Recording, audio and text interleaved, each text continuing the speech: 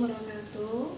Perkenalkan, nama saya Ana Oktavia Darmayanti dari program S1 Kebidanan Transfer. Permisi, Bu Bidan. Silakan Bu, silakan duduk. Ya, Bu Bidan. Terima kasih ya Bu ya atas keterangannya. Sebelum Iya, dengan Bidan. Ibu siapa? Ibu Agustina. Ibu Agustina. Perkenalkan saya Bidan Ana ya Bu ya. Bidan. Saya yang bertugas hari ini. Ya, Bidan. Sebelumnya sudah pernah ke sini? Dulu sih waktu lahiran anak saya yang kedua, terus habis itu kan saya pindah ke Jakarta. Ini baru balik lagi ke sini, Bu Ana. Baik Ibu. Ibu boleh menceritakan apa aja sama saya kalau kesah Ibu, keluhan Ibu sama saya. Saya jamin kerasanya Ibu akan terjaga sama saya Bu ya. Iya, Bagi Ibu Agustina ini ada keluhan apa atau ada keperluan apa nih? Mau ini lah Bu Bidan, mau KB, cuman saya tuh sudah males kalau yang suntik-suntik atau minum-minum pil itu saya sudah capek. Kira-kira ada KB yang ibaratnya apa ya Bu Bidan, kayak ya agak waktunya agak lama gitu loh Bu Bidan. Tapi juga jangan yang ini, jangan yang apa yang bilangnya orang-orang kan dioperasi itu. Baik Ibu, maksud Ibu itu ya pernah dengar nggak KB IUD atau kalau orang awam bilangnya spiral? Yang ini ya dimasukin dalam vagina itu ya Bu Bidan. Betul. Oh iya itu Bu Bidan, saya pernah sih dengar, cuman belum tahu sih itu apa. Sebelumnya KB apa Ibu? Ini pakai pil. Baik, Ibu anaknya berapa? Anak saya sudah 2. Anak terakhir seberapa? Sudah besar Bu Bidan, 15 tahun. Oh, sudah besar Ibu ya. Iya. Tapi memang sudah nggak mau punya anak lagi nih. Enggak sih, cuman ya saya kalau dioperasi itu saya takut Bu Bidan. Baik, usia Ibu berapa sekarang? 39. Oh baik Bu. Jadi yang KB yang Ibu maksud itu namanya alat kontrasepsi dalam rahim atau yang disebut IUD atau kalau orang awam yang sebut itu spiral. Nah, Ibu.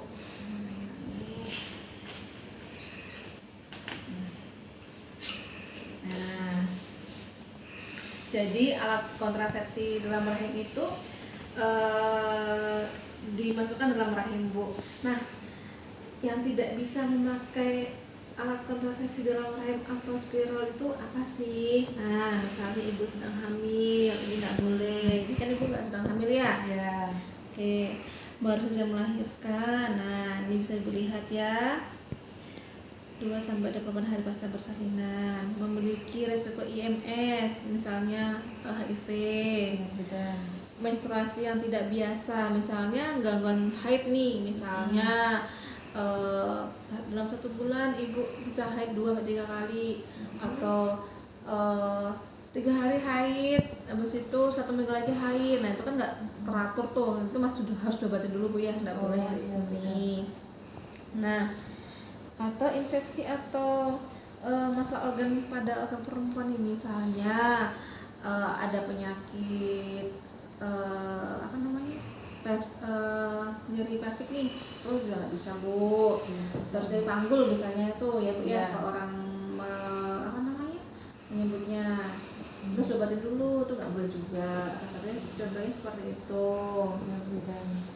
Atau misalnya HIV/AIDS juga nggak boleh ya. Iya betul. Ada sebelumnya ada yang lagi nih sebelum saya lanjutkan penjelasannya. Sudah paham Bu Bidan. Oke baik, lanjutkan. Nah, kemungkinan efek samping. Nah nih bisa baca nih kemungkinannya setelah pemasangan ya Bu ya. Jadi bisa kram selama beberapa hari harus dipasang nih. Jadi jangan kaget kalau seandainya kram perut, tapi emang sih nggak lama sih, cuma beberapa hari misalnya. Cuma ada yang merasakan, ada yang enggak. Jadi kalau seandainya ada keluhan seperti ini, oh ini efek dari pemasangan IUD tadi. Kadang kita ada bercak atau fleckness puting nama istilah kita. Jadi kayak fleck Bu. Nah itu masih penyusuan Bu ya, karena kan benda yang dimasukkan dalam rahim kita. Nah terus efek samping yang lainnya, misalnya kalau kita habis pasang IUD, misalnya head Ibu 5 hari nih, bisa panjang nih, bisa sampai 7-8 hari. Terus darah haid biasanya lebih banyak dari biasanya. Nah, karena terasa nyeri selama haid, kalau seandainya ibu ada sebelumnya ibu ada nyeri haid, kalau ibu pakai AED biasanya lebih sakit nyeri haidnya bu. Ya. Seperti itu. Ya, Gimana sudah. bu? Sudah jelas ini? Sudah tahu. Oke. Lanjut ya bu ya, jelaskan lagi. Nah, hal yang terjadi ketika pemasangan IUD ya. Jadi nanti kita masang panggul, membersihkan vagina dan lutain dulu ya bu ya. Nanti kita mau masang alat kontrasepsi dalam rahimnya. Jadi seperti itu prosedurnya, seperti itu bu. Mungkin kalau seandainya ibu pengen terasa kalau ibu mau nyaman supaya nggak sakit, yang pertama ibu jangan tegang, yang kedua ibu harus relax. Jadi nanti ketika ibu dipasang, ibu jangan angkat pantat, jangan kaku, nyepit. Nah kalau kayak gitu bu sakit biasanya ketika ibu pemasangannya. Pasti nanti ibu dijamin kalau sakit nggak akan balik lagi untuk pasang lagi. Jadi ibu udah takut duluan, trauma duluan, seperti itu. Harus relax ya bu ya. Nanti fokus nafas selama.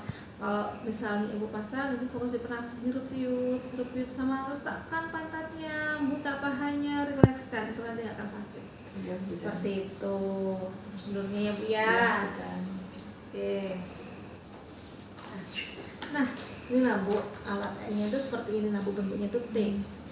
Nah ini yang dimasukin ke dalam rahim ibu. Kecil aja sih bu, nggak besar. Ya seperti ini bu. Nah biar kurang lebih sebesar ini sih. Jadi apa nih kalau misalnya mau pasang IUD, nah ibu bisa kapan saja dalam siklus haid selama ibu yakin tidak hamil. Ibu kapan saja bisa mulai pasang IUD selama ibu yakin tidak hamil. Terus kalau sekarang yang terbaru itu ada yang namanya pemasangan IUD pasca plasenta lahir. Kalau misalnya ibu mulai habis melahirkan langsung pasang IUD boleh, dalam tanda kutip asalkan tidak terjadi perdarahan. Biasanya kita berani pasang bu. Nah atau misalnya apa namanya nah kalau misalnya bukan melahirkan, misalnya gini, ibu di haid hari ke-5 itu bisa pasang karena rahim masih agak membuka bu, jadi itu nggak sakit. Jadi gitu. Gimana bu? Sudah jelas? Iya benar. Nah, yang perlu ibu ingat ya, kalau seandainya ibu pasang IUD atau spiral, kapan ibu pasang dan kapan ibu lepasnya. Ya, misalnya ibu pasang kan jangkanya IUD ada yang 5 tahun, ada yang 6 tahun. Jadi kalau misalnya ingat saya pasang tanggal ini, bulan ini, tahun ini, nanti saya lepasnya misalnya 5 tahun lagi. Nah ibu harus ingat ya, seperti itu. Tapi kalau seandainya ibu pakai IUD terus haidnya banyak berlebihan, terus ibu merasa nggak nyaman, ibu boleh langsung lepas IUD karena ibu tidak merasa nyaman. Misalnya nggak cocok ya sama IUD itu, Ya, boleh. Nanti ibu kontrol 3-6 minggu setelah masa haid berikutnya untuk pemeriksaan. Ya. Tuh. Gitu ya bu ya. Ada yang ditanyakan lagi bu? Sudah cukup kita jelas. Boleh saya ibu jelaskan yang saya jelaskan tadi secara garis besarnya saja boleh. Apa itu IUD, gimana pas memasangnya, seperti apa yang ibu pahami tadi yang saya jelaskan. Ya, jadi alatnya ini nanti dipasang di ini Bu Bidan ya, di rahim saya Bu Bidan. Jadi nanti saya datang ke sini waktu haid ya Bu Bidan, biar nggak sakit ya nanti bilangnya. Terus habis itu ini bisa bertahan sampai 5 tahunan ya Bu Bidan, atau 8 tahun ya tadi ya. Iya. Terus saya nggak perlu ini kan Bu Bidan, nggak perlu gonta-ganti lagi kan, selain yang tadi yang nggak cocok itu yang darahnya banyak, itu yang Bu Bidan ya. Iya, benar sekali Bu Agustina. Sudah jelas bu ya? Sudah Bu Bidan. Baik, berarti nanti untuk penjadwalan ulang nanti nunggu haid Ibu ya. Iya. Nanti hari kelima haid Ibu datang Iya. ke sini, nanti kita pasang Iya. alat IUD-nya. Iya, Ya. baik Bu Bidan. Sudah Iya. selesai Bu? Sudah Bu Bidan. Baik, terima kasih Bu ya atas kunjungannya. Bu Bidan. Terima kasih Bu Bidan. Sama-sama. Setelah kita melakukan KIE terhadap klien, kita melakukan dokumentasi atas apa yang telah kita lakukan kepada klien tersebut.